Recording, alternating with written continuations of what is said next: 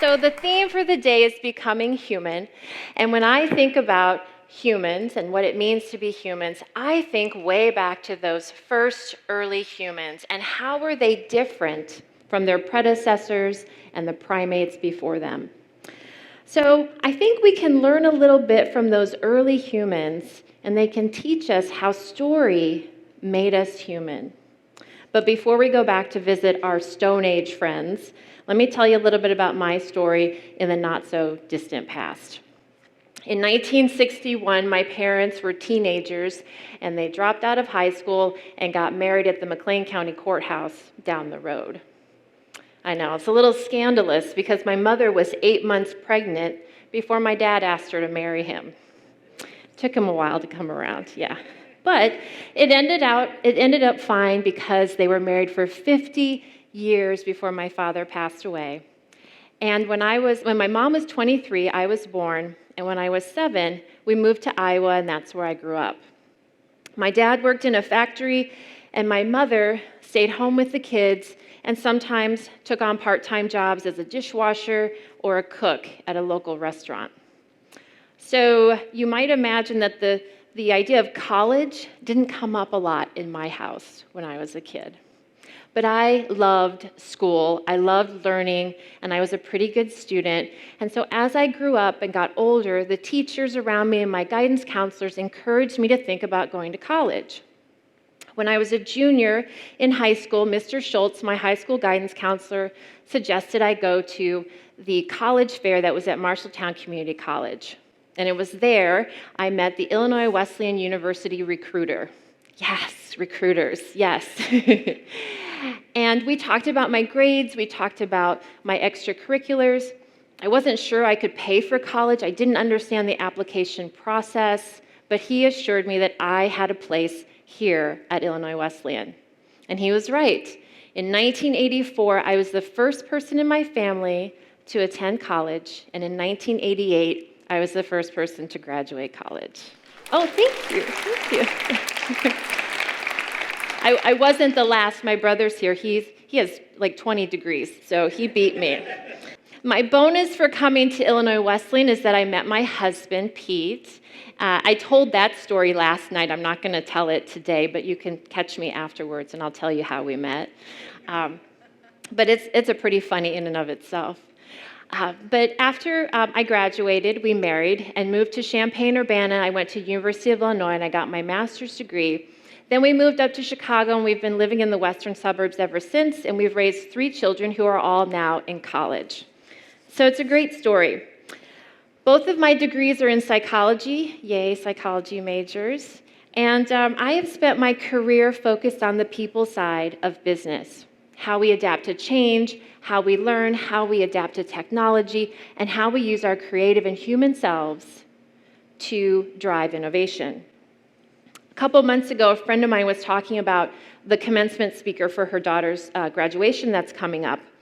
And I realized I couldn't remember who my commencement speaker was in 1988, so I went online, I went to the Wesleyan archives, and I found the program from my graduation.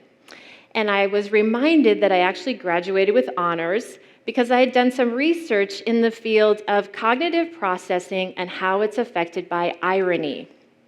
Now, irony is a part of storytelling, so I thought, how ironic that here I have come full circle, and in my job today, I spend many days teaching and coaching people on my team how to tell stories to connect with our clients and be more human.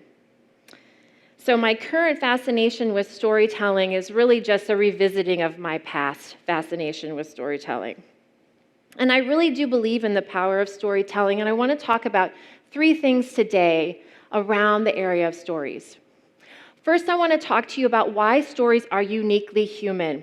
We're going to go visit some of our friends in the past. Then I'm going to talk about the purpose of stories today, how stories can be used for good and not so good. And then I'm going to give you 3 story starters that you can all use to help us all become more human and connected with each other. Who can tell me, how primates bond socially? They groom each other. So evolutionary psychologist and anthropologist Richard Dunbar has spent his life studying humans and what makes us different from primates and other intermediaries between the primate and those Homo sapiens.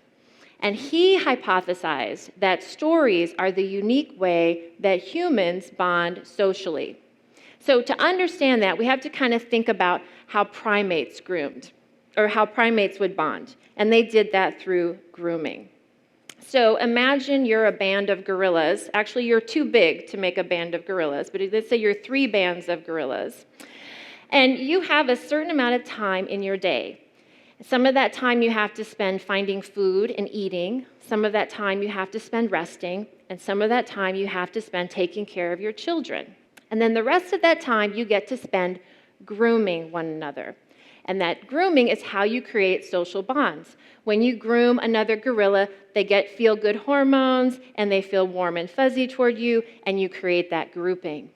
When you have a social group in the primate world, it's strength in numbers. You're protecting each other from predators. You behave more altruistically toward each other. You can care for your young together, and you can share resources. So there's great value. But because you only have a certain amount of time in your day to bond through grooming, you're really limited to about 20 relationships that you can keep going with this method on an ongoing basis. But humans, we have the ability to have much larger social networks, way more than 20. On average, a human can have 150 meaningful relationships going at any given time. And so Dunbar and other researchers hypothesize it's our ability to use language, specifically stories and jokes, which is a subtype of stories, to bond in a much more efficient way. So what's going on? How is that happening? Well, first of all, when I tell you a story, whether it's funny or emotional, dopamine gets released in your brain, you start to feel good. If you add to that experience, maybe candlelight or a fire, some food, maybe a glass of wine and music, you have bonding at a much higher level. It's like the romantic date experience, right? That's how you start to feel good about others around you, and you want to be a part of their social group. So that's how stories help us to bond. But the power of stories is really in their efficiency to help us bond. I can tell you a story that's emotional. We've heard many great stories already this morning, and we're all bonding together. And that means, thankfully for you, I don't have to go and groom each one of you. Nobody would want that, right? So storytelling is a super efficient way to bond and create social groups. Stories also let us bond across larger distances. You don't have to be an arm's length of me for us to bond. I can write you a letter. I can phone you. I can connect with you on FaceTime. Even back in those early days of our Stone Age friends, they could travel to other groups and share stories. So we could now bond across greater distances. Finally, stories allow us to bond indirectly. Some of you last night heard the story of me meeting my husband, and now you can go tell that story, and it'll help people connect to me before I've even met them.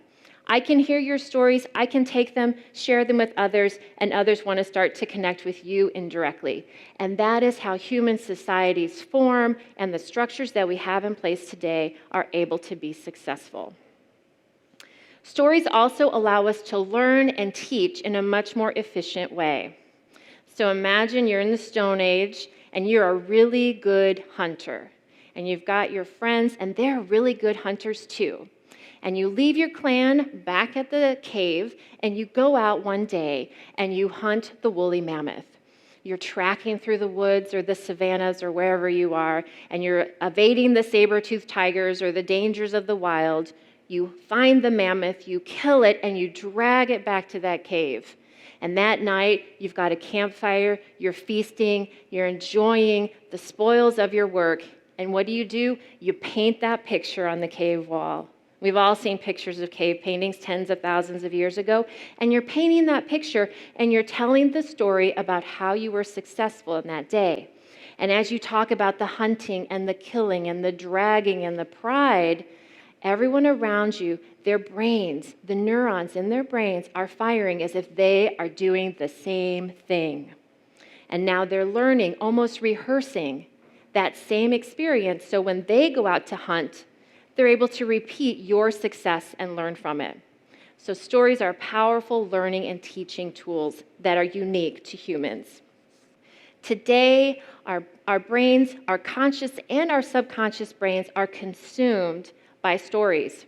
You dream in stories, you daydream in stories, you wake up, you read books, you watch TV, you watch movies, you hear TED Talks, you see advertising, you listen to music, and it's story after story. Things happen in your life and your brain is constructing a story, a narrative about you and who you are. You drive over here to Illinois Wesleyan to hear a TED Talk and some jerk cuts you off in traffic and you're telling a story in your head about he's the bad guy and you're the good guy, right? It happens to all of us because our brains are wired for stories. Stories can do positive and powerful things in the world around us. The Me Too movement began when women started to tell their stories of abuse. The civil rights movement began when the Rosa Parks story spread through our communities. And stories can also be used to drive innovation. When John F. Kennedy told his vision and about us being space travelers and painted that picture, that story of us on the moon, it galvanized the nation and changed the trajectory of our science for decades to come. Today, every week, sometimes every day when they're doing a lot of reruns, you can go on TV and watch Shark Tank and see small innovations happen before your eyes. The entrepreneurs enter the tank, they tell their story, the problem they're trying to solve, their passion, and they cast that vision of how they are going to be getting their scrub daddy in every Home Depot in America with just the help of the right shark, right? Those entrepreneurs who have a great story win the money and the support, and those who have a bad story leave the tank empty-handed. Stories also allow us to expand our networks beyond what we even imagined. With YouTube, Instagram, Snapchat, whatever it is, you can be storytellers on the global stage, connecting with anybody, anywhere, anytime. But stories aren't always used for good, right? The news today, the trolls on social media, we like to talk about our differences. We like to separate people into the good and the bad. And even back to our Stone Age friends, this was the case. You would tell stories about your clan and why your clan was good, and you would tell stories about that clan and why it was not so good. Resources have always been limited in the human experience, and so we need to know, and we use stories to inform us on who we share with and who we don't share with. Stories in the news continue to push division among us. And for those of us, most of us fall in the middle of the political spectrum. It can be exhausting and frustrating and overwhelming. So I'd like to propose that we spend less time paying attention to those stories and more time cultivating and developing stories with the people who are right here with us. And I'm going to give you 3 story starters to get you started. All right, the first story starter is to talk about your name story and ask others about their names.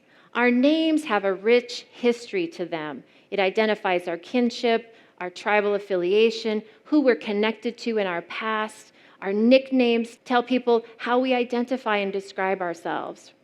Now, to be fair, humans aren't the only animals that have names.